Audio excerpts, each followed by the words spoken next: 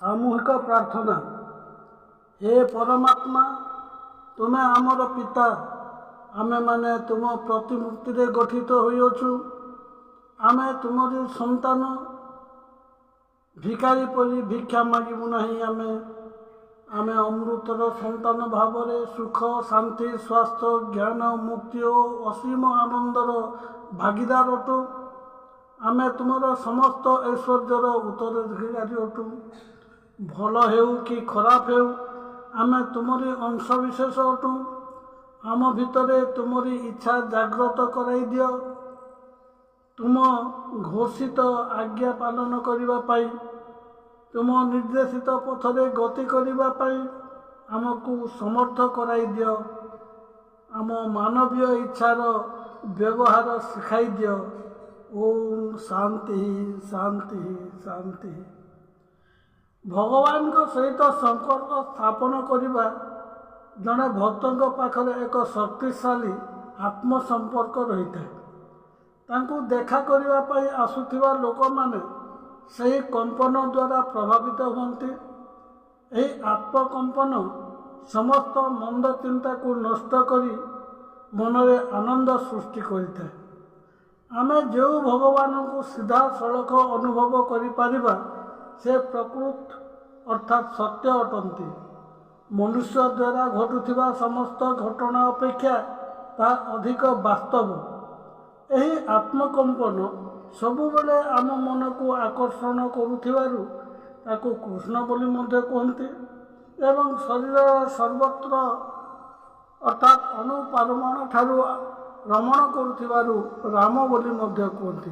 यही आत्मकंपन द्वारा आमे सत्य शांति दया क्षमा प्रेम आदि दिव्य गुणर अधिकारी होता। वैज्ञानिक माने मध्य बिजुली शक्ति एवं परमाणु शक्ति रे प्राण शक्ति संचार को अनुभव करियछन्ति।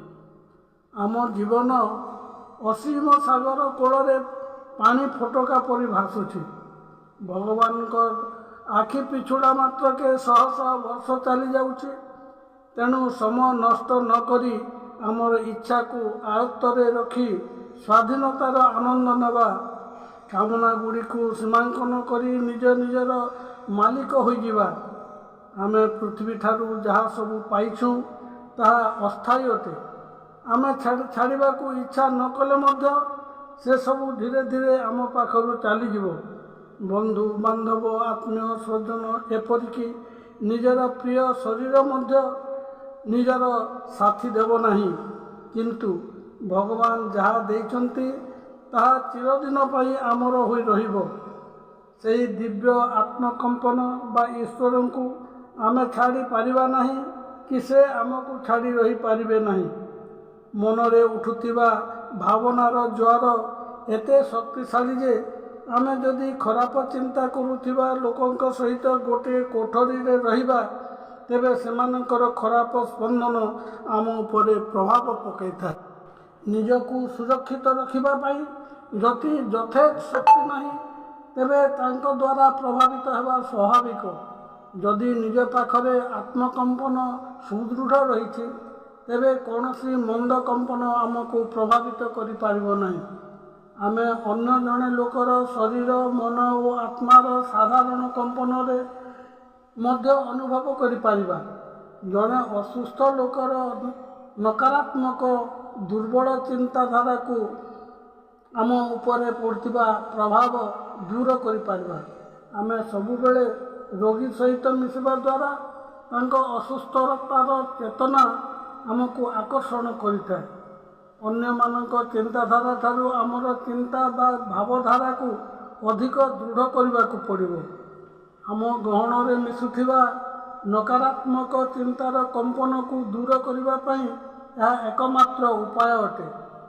किछि लोकंक शरीररू सहनशीलतार कंपन निर्गत होइथिबा बेले किछि लोक क्रोध एवं निष्ठुरतार कंपन सृष्टि करितांते। आमे सेमानकु जेतेबेले साक्षात करिथाउ सेमानकर दुर्बलता बा सबलता अनुभव करि पारिबा।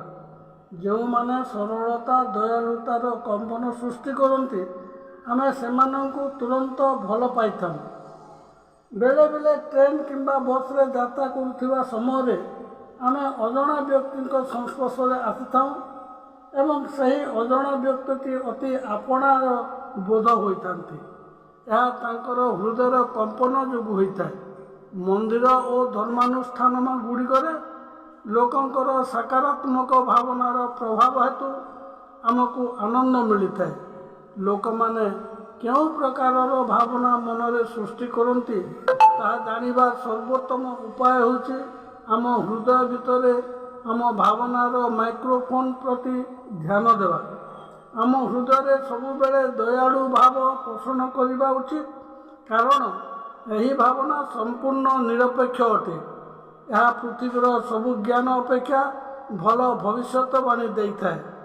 आम शरीर विभिन्न स्तर में भिन्न भिन्न कंपन रही से सूक्ष्म कंपन मन को संयम करने द्वारा मनीष सिद्धि लाभ सहित पशु पक्षी भाषा को बुझीपर।